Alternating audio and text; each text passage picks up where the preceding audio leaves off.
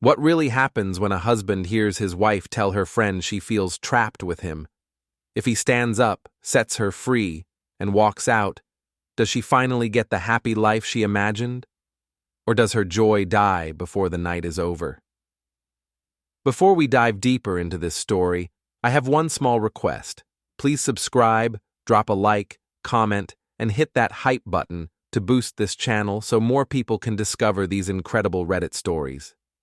My name is Owen Price, and I learned my marriage was over in the middle of a cheerful engagement toast that was not even about us. We were at a restaurant with little candles on the tables, the kind meant to make everyone look softer and happier. Clara was sitting beside me, hand on her wine glass more than on me, while her friend showed off a ring and talked about forever. When it was Clara's turn to speak, she laughed and told the bride-to-be not to rush because marriage could be a trap. Then she added, very clearly, that she knew what it felt like to be stuck with him, and she nodded toward me like I was a joke everyone understood. The table laughed, but it was the thin laugh people use when they are not sure if something is mean or funny. Tessa covered her mouth and said Clara was so honest. I felt everyone's eyes slide over me, checking my reaction like I was another dish being served. I set my fork down, stood up, and said, very calmly, that if Clara felt trapped, she was free now. No yelling, no drama, just that. The whole table went quiet in 1 second. I walked out, paid my part of the bill at the front, and waited by the car like I was just tired of the noise. In the car ride home, Clara kept saying it was a joke, that I was being sensitive, that couples tease each other all the time. I asked her when jokes started to sound like confessions. She said I was overthinking, that I worked too many night shifts, that I was making a scene. Back at the house, I did not fight.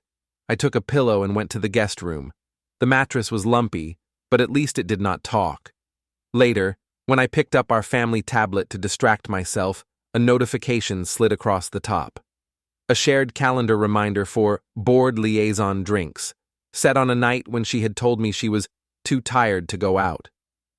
I opened our cloud photos and saw a blurry shot from the hospital bar. Clara in the corner of the frame, a man's arm cut off by a crop. It was the kind of picture you only trim when you do not want someone to ask who is standing next to you. The next day I moved through work like someone had turned the sound down on my life but left the brightness up too high. The monitors glowed, patients talked, radios crackled, but it all felt far away. Malik, my co-worker in Fleet, looked at me over a stack of ride logs and asked if I had slept in the trunk. I told him I was fine, just a long night, and he gave me that slow nod people use when they know you are lying, but do not want to push.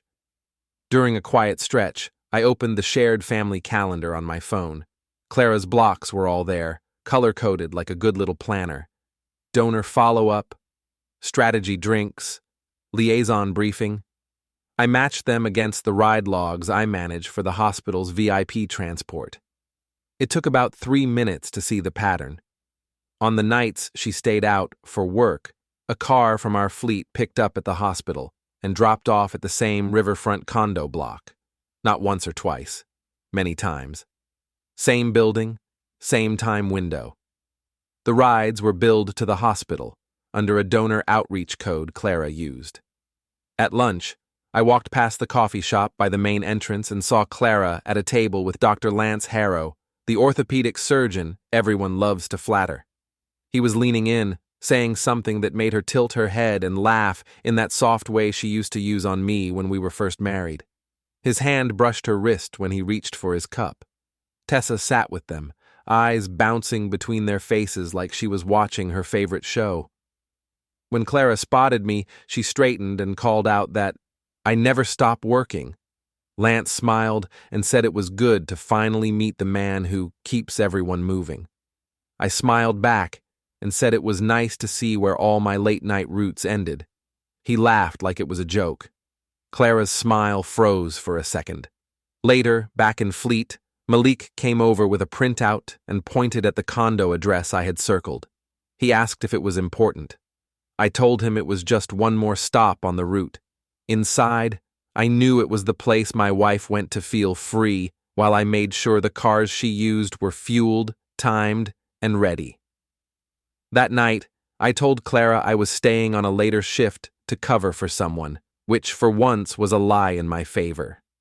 I parked a few streets away from our house and walked home, hood up, feeling ridiculous and stubborn at the same time.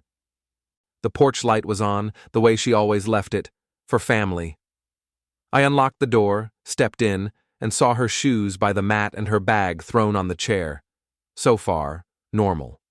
She came out of the kitchen acting like everything was fine, asked how my night was, and kissed my cheek the way you pat a dog you are about to give away. I said it was busy and went straight to the living room. While she showered, I opened our doorbell cam app on the tablet. We had installed it for package thieves and bored kids, not for this.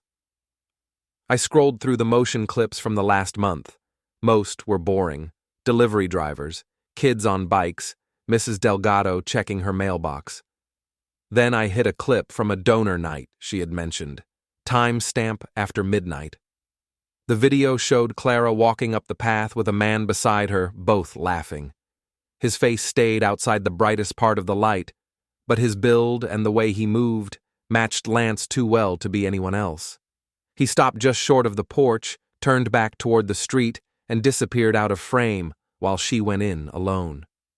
Gentleman behavior, if you ignore everything before the front step.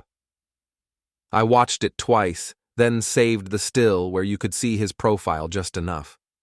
When Clara came back in pajamas, hair damp, she sat on the arm of the sofa and said she hated how tense we had become. I asked if she felt less trapped now that she had practice walking away from the house at night. She flinched and said I was twisting things, that I did not understand the pressure of her job, that these doctors and donors needed her. I said it was funny how the people who needed her most always had good parking and expensive watches. She called me bitter. Maybe I was. In Fleet later that week, Malik asked if I was going to blow everything up. I told him I was done shouting in rooms where everyone pretended not to hear. Next time, I said, I would just let the facts talk and keep my voice for myself. A few nights later, the hospital held a fundraiser in one of those polished bars by the river, the kind with soft lights and overpriced water. Clara said she had to go, that it was important for the donors, and she walked out in a dress I had not seen in years. I told her she looked nice and watched her check her reflection more than my face. After she left, I sat on the couch pretending to watch some show, but my mind kept circling that condo address like a bad roundabout. Finally, I grabbed my keys and told myself I was just going to see the decorations. That lie did not even convince me, but it got me in the car. The bar parking lot was full of hospital badges and shiny shoes. Inside, music hummed low, and people held drinks like props. I spotted Clara quickly. She was at a high table with Lance, his hand resting on the back of her chair like it had a right to be there, and Tessa standing beside them, smiling like she owned stock in the scene. I walked up and said hello like any husband who came to support his wife. Lance gave me that polished smile and said it was generous of me to let Clara work such late hours. He joked that not every man could handle a wife with such demanding company. I said it was easy when the roots were so predictable. Clara tightened her grip on her glass. Tessa tried to change the subject, asking if I ever got tired of driving and scheduling. I said I was tired of always knowing exactly where people really went. For a moment, everything went still. Then Lance tried to make a joke about me needing a drink and bumped my shoulder as he moved past, a little harder than necessary. I stepped into him, just enough that he had to stop. Staff at the bar looked over. I could have pushed harder. I did not. I just smiled and said I would not keep him from his donors. A server slipped between us and asked if everything was okay. I said it was perfect. On my way out, I glanced back and saw Tessa whispering to Clara, eyes wide, like she had just watched a trailer and could not wait for the full disaster. In the parking lot, I checked my phone. A new photo had auto-synced to our cloud album.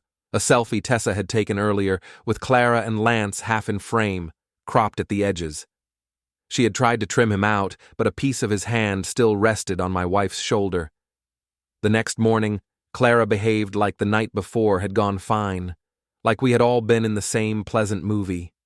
She made coffee, hummed some song from the bar, and talked about how generous the donors were. She did not mention Lance's hand or the moment the air in that room went sharp. I nodded, drank my coffee, and checked the family tablet again when she left. The cloud album now held the full version of Tessa's selfie from the fundraiser, the unedited one that synced before she trimmed it for social media.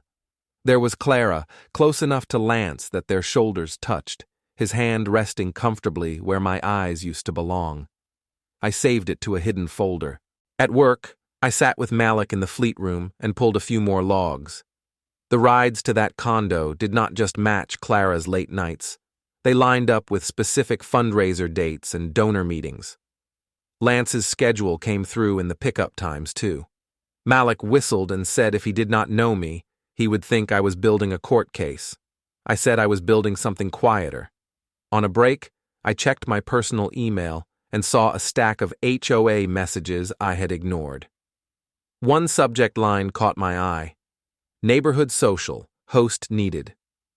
I opened it and saw that the board wanted a friendly couple to host a small evening get-together so newer families could connect. It even mentioned that the HOA had a portable TV and projector people could use for photos or community updates. I stared at that line for a long moment, then hit reply and volunteered our house before I could overthink it. When I told Clara that evening, she lit up. She said it was the perfect chance to show everyone we were strong, that we were that couple who supported the neighborhood and the hospital. I told her it sounded perfect and suggested we invite some of her work friends so they could see us in our natural habitat. She laughed and said I was finally getting it. Later, alone, I opened a new folder on my laptop and began dropping in pieces.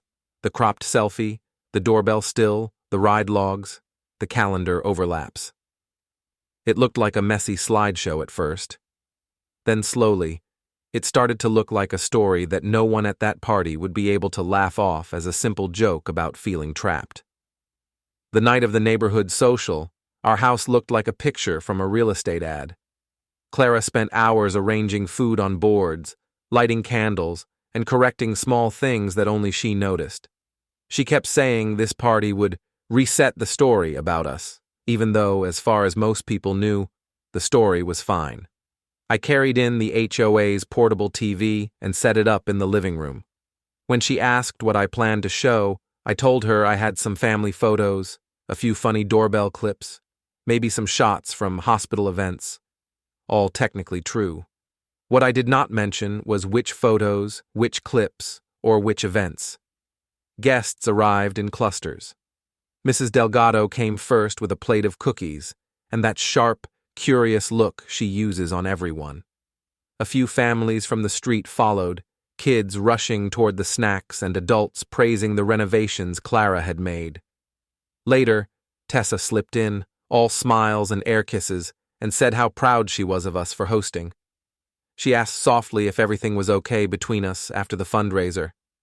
I told her everything would be much clearer soon. Her smile twitched. Lance arrived a little later than the others, in a casual shirt that still managed to look expensive. Clara acted surprised, said she had not thought he could make it, but her eyes gave away that she had hoped he would. He thanked us for opening our home and made a comment about supportive spouses that landed in my ears like a dare. Once everyone had a drink and the small talk had settled, I suggested we put on a short slideshow for fun. People moved into the living room, some standing, some settling on the couch. I connected my phone to the TV and opened the Neighborhood, Events, Fun folder. At first, the images were safe. Kids playing on the street, last summer's barbecue, a silly clip of a delivery driver slipping, then laughing at the camera. The room relaxed. Then I tapped into the subfolder I had built and let the next images speak. The fundraiser photo with Clara and Lance shoulder to shoulder. the doorbell still of Clara walking up the path with his shadow just behind. A ride log screen with addresses blurred except for the condo block and the repeated date stamps. A cropped group chat screenshot where Tessa told Clara that some cages have soft walls, but they are cages anyway. No one talked.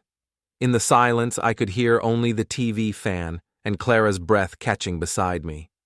After the slideshow, sound came back to the house all at once, but none of it was normal. People cleared their throats, shifted on the couch, asked fake questions about the snacks. Mrs. Delgado said very clearly that the SUV in the picture looked like the one she had seen more than once late at night. Lance said the images were taken out of context, like he was talking to a jury instead of neighbors with plastic cups. Clara grabbed my arm and pulled me into the kitchen.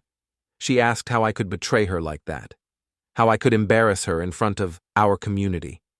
I said I had only shown our reality on a bigger screen. She said she felt attacked. I reminded her of the night she told a table I was a trap. Her face crumpled for a second before she rebuilt it. Later, when most people had left, I walked Tessa out. She tried to play helpful friend, said we could fix the narrative if I calmed down.